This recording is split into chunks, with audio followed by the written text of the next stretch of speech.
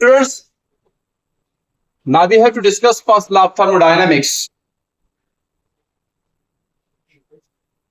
First law of thermodynamics की बात करते हैं तो दर हकीकत में हमारे पास थर्मोडायनेमिक्स के 3 लॉज हैं। ये है फर्स्ट लॉ ऑफ थर्मोडायनेमिक्स, इसके बाद है सेकंड लॉ ऑफ थर्मोडायनेमिक्स और उसके बाद है zeroth law of thermodynamics. Zeroth law इसलिए कहते हैं कि ये दर हकीकत में तीसरे नंबर पर डिस्कवर हुआ, लेकिन इसकी पोजीशन दर हकीकत में पहले पोजीशन पे, इसलिए इसका नाम जीरो यानी जीरो से जीरोथ पड़ा। आइए बात करते हैं। दर हकीकत में अगर हम देखते हैं तो फर्स्ट लॉ ऑफ थर्मोडायनेमिक्स इस आइडिया पे वर्क करता है कि energy can neither be created nor destroyed,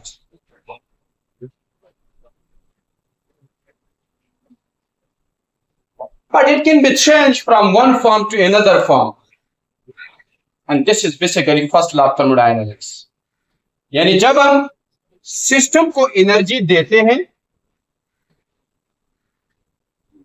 या सिस्टम से एनर्जी लेते हैं, एनर्जी की कन्वर्जन होती है मैकेनिकल एनर्जी में या किसी दूसरे फॉर्म ऑफ एनर्जी में, तो टोटल एनर्जी रिमेन्स कांस्टेंट रहती है।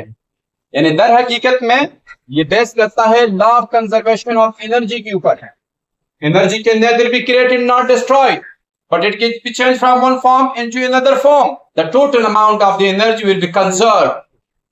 सो अगर हम आते हैं स्टेटमेंट की तरफ, फर्स्ट लॉ की स्टेटमेंट है मेरे पास, this law state that every thermodynamic system, अगर हम बात करते हैं थर्मोडायनेमिक सिस्टम की, पोसेस अ स्टेट वेरिएबल, कहता है कि हर थर्मोडायनेमिक सिस्टम के पास एक स्टेट वेरिएबल होता है, and that state variable is known as internal energy of the system. State variable का मतलब ये हुआ कि ये जो internal energy of the system है, और दर हकीकत में हमें पता है कि इंटरनल एनर्जी क्या चीज है। इंटरनल एनर्जी दर हकीकत में सिस्टम की वो एनर्जी है जो इस सिस्टम के अंदर मौजूद, इस गैस सिस्टम के अंदर मौजूद translational kinetic energy, vibrational energy, molecular energy और all type of the energies, जब हम इसको सम अप करते हैं we get internal energy of the system.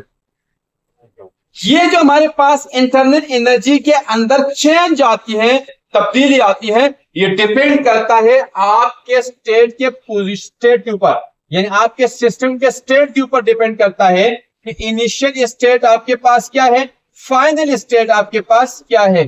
Therefore, this is called a state variable, यानी it change variable। वेरिएबल का मतलब क्या है, चेंज, यानी this parameter will change with the state of the system। Initial क्या है और फाइनल आपके पास क्या है। याद रहे कि जब हम सिस्टम को एनर्जी देते हैं, थर्मल एनर्जी देते हैं, तो इंटरनल एनर्जी आपकी बढ़ती है और इंटरनल एनर्जी को हम पॉजिटिव लेते हैं।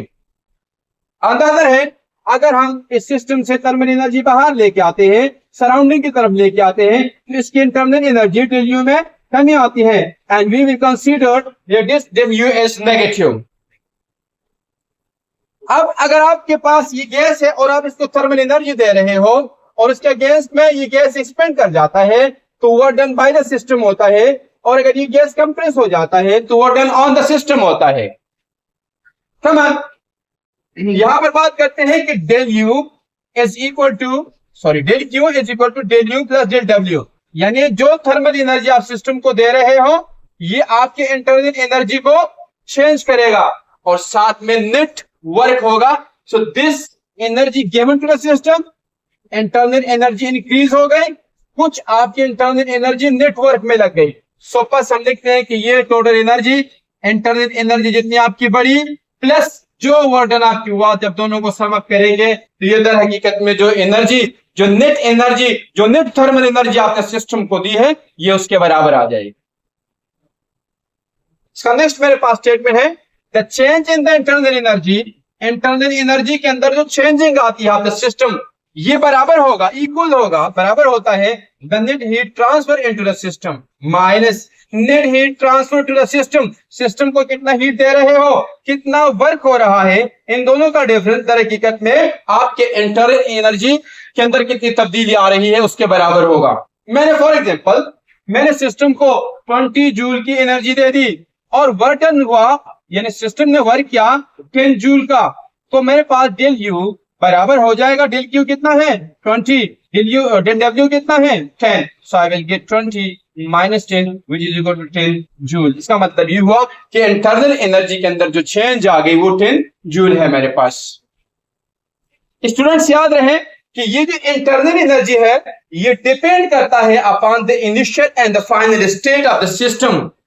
अब आपका सिस्टम इनिशियल स्टेट से फाइनल स्टेट में कैसे गया है, किस रास्ते किस पाथ से गया है, it is independent of the path which is followed by the system when the system move from initial state to the final state. याद रहे कि चूंकि हमने कहा कि सिस्टम के इंटरनल एनर्जी डेल यू जो है मेरे पास ये बराबर है you B minus U A के। इसका मतलब क्या है, इसका मतलब ये है कि फॉर एग्जांपल जब मेरे पास ये सिस्टम, ये गैस सिलेंडर सिस्टम यहाँ पे था, late us consider the energy of the system at this time is U A, internal energy, और जब इसने वर्क किया सराउंडिंग के खिलाफ तो मेरे पास let us consider this is U B, यानी इसकी इंटरनल एनर्जी यू बी हो गई। जब दोनों को मैं माइनस करूंगा so I will get change in the internal energy.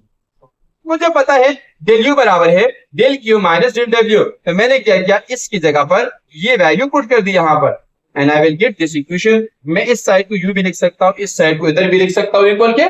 So this is basically the first law of thermodynamics. Students अगर आपको हमारी वीडियोस पसंद आती है सब्सक्राइब करें, कोई सवाल है कमेंट्स में डाल दीजिएगा। Thank you.